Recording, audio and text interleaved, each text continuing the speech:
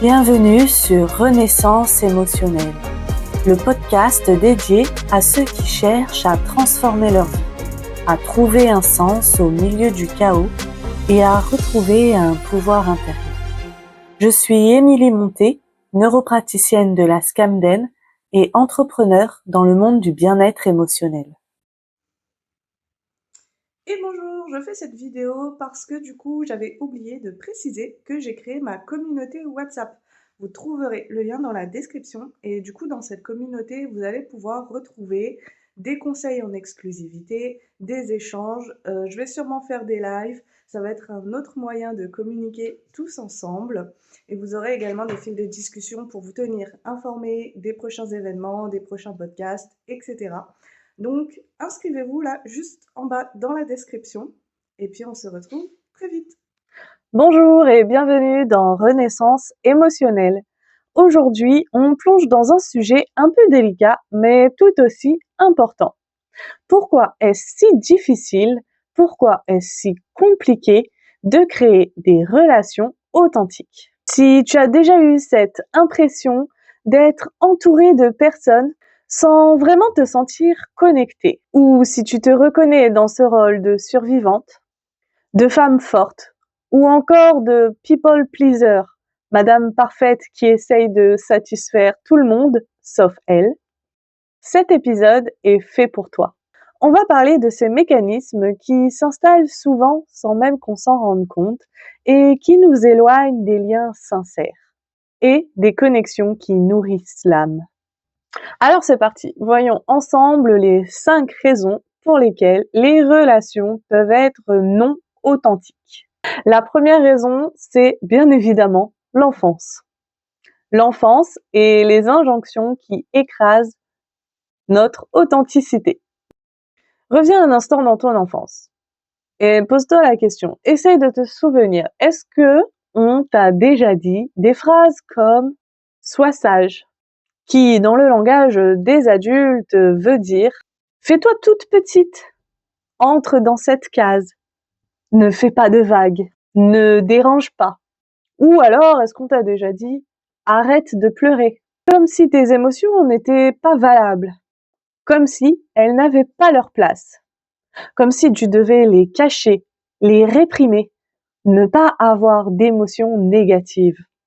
Ou encore, va pleurer dans ta chambre. Un message clair. Je ne veux pas voir ce que tu ressens.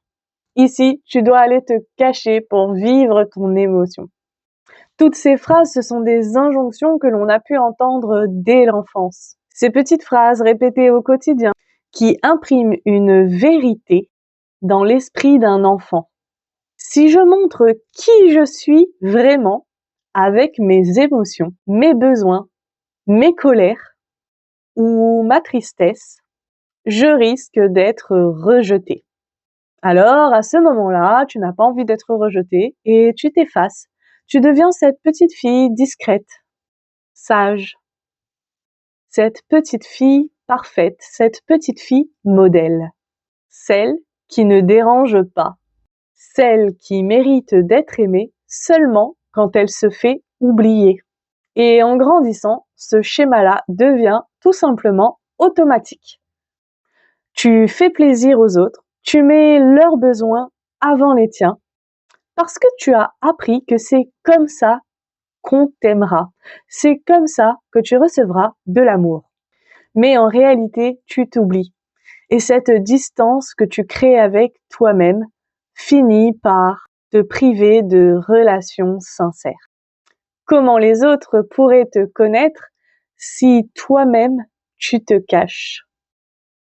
La deuxième raison pour laquelle ça peut être difficile de créer du lien et des relations sincères, c'est parce que tu as vécu des épreuves qui, mis bout à bout, au fur et à mesure, t'ont construit une armure. Une armure qui protège, mais une armure qui isole. Quand tu as vécu des traumatismes, qu'ils soient émotionnels, physiques ou psychologiques, ton corps et ton esprit développent des mécanismes de survie. C'est normal, c'est totalement humain.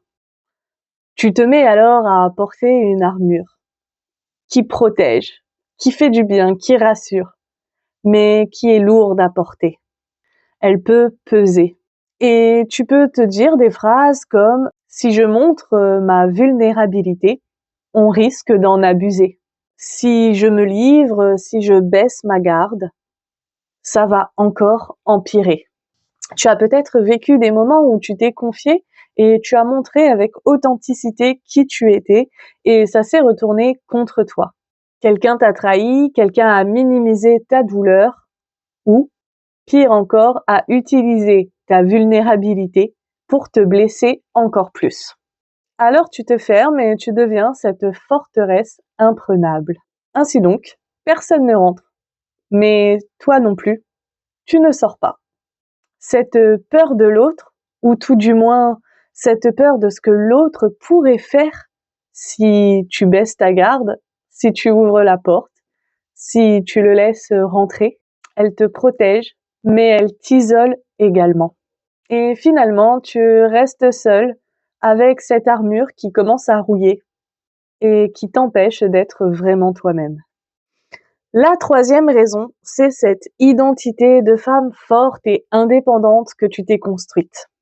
Cette jolie prison dorée.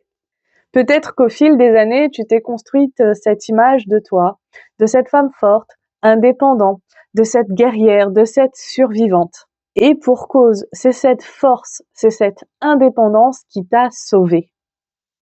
Elle t'a permis de traverser la tempête et tu l'en remercies pour ça parce que aujourd'hui, tu ne serais pas là où tu es sans cette force. Tu n'aurais pas pu surmonter l'insurmontable. Mais cette image peut parfois devenir un piège et tu peux te dire que tout le monde compte sur toi et que tu n'as pas le droit de flancher, que tu dois montrer cette image de femme forte comme un roc. Si tu montres quelque chose de différent, les autres vont te voir différemment. Et peut-être qu'ils vont te rejeter, peut-être qu'ils ne vont plus t'aimer. Et puis, il y a cette peur. Si je ne suis pas cette femme forte, alors qui je suis? L'idée de laisser tomber cette armure, même un court instant, peut te sembler une trahison envers toi-même. Un manque de cohésion. Alors tu restes là, droite, fière, mais fatiguée. Parce que porter cette identité à bout de bras, jour après jour, ça épuise. La quatrième raison, c'est la déconnexion émotionnelle, comme avoir un interrupteur on-off. Peut-être que pour te protéger, tu as appris à éteindre tes émotions, à mettre de la distance. Un peu comme si on avait un interrupteur dans la tête et puis qu'en cliquant sur le petit off, on ne ressentait plus rien. C'est ta façon de te dire que si tu ne ressens plus rien, tu ne vas pas non plus souffrir. La souffrance, la douleur, le mal va s'arrêter. Cela peut être une façon pour toi de contrôler tes émotions et donc contrôler ta vie. Et au début, bien évidemment, ça marche, ça fonctionne. Et cette déconnexion te donne l'illusion de contrôle. Mais au fil du temps, cette distance va également créer un vide. Tu as peut-être l'impression de flotter dans ta propre vie, de ne plus rien ressentir du tout. Ni dans négatif, certes, mais pas non plus en positif. Finalement, tu ne ressens peut-être plus les choses. Ou alors, pour les ressentir, il te faut beaucoup d'intensité. Il faut que ce soit très fort, très vibrant, très marqué, puisque les petites émotions du quotidien passent inaperçues. Le problème, c'est que les émotions, c'est la base pour créer des relations authentiques. Si tu es coupé de ce que tu ressens, comment l'autre pourrait se connecter à toi? Et inversement, si tu ne ressens rien, comment tu peux te connecter à l'autre? La cinquième et dernière raison que j'ai envie d'aborder ici, c'est le fait d'avoir des standards trop élevés, comme un mur invisible que l'on va se forger autour de nous.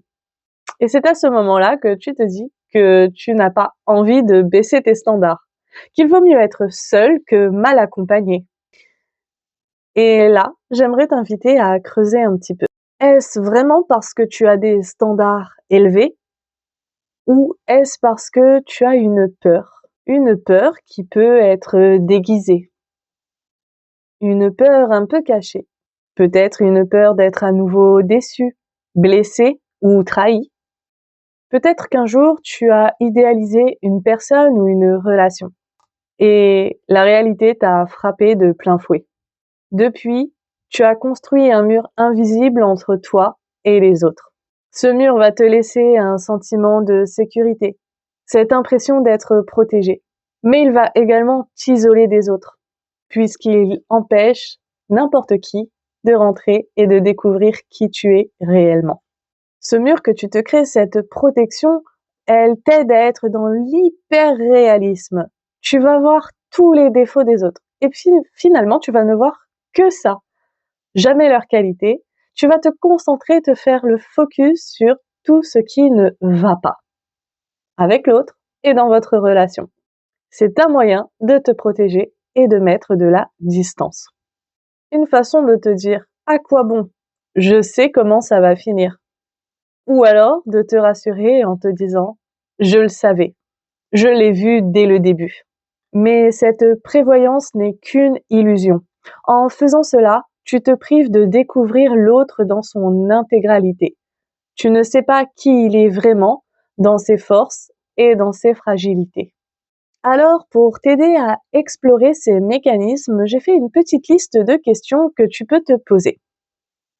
Comme toujours, j'aime bien que tu passes par un média qui peut être l'écriture, le journaling, pourquoi pas te filmer ou faire un audio, que tu puisses revenir dessus, réécouter.